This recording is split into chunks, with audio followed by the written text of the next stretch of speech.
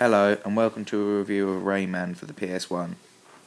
Now I know that for quite a lot of people this game was really childhood nostalgia. However, can nostalgia really just drive a game to success?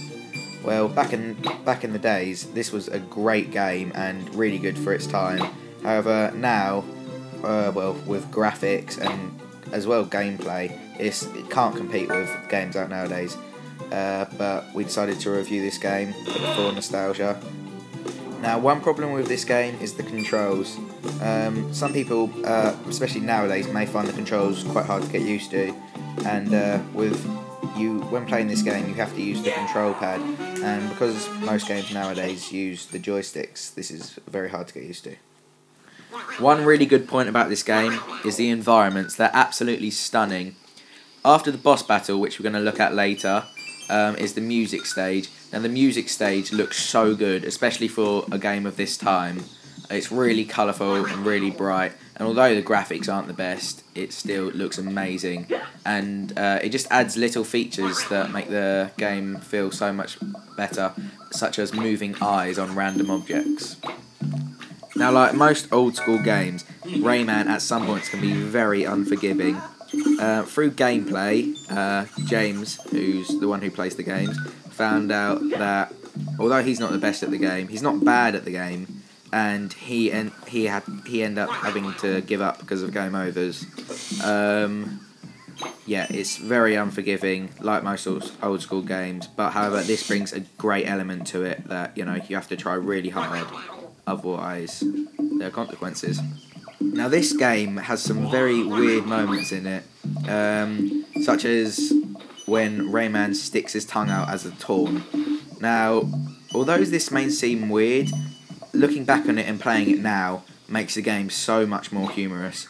I don't know if that was meant to be humorous in the day, but as I was a lot younger, and this was one of the first games I ever played, it just seemed like a good game.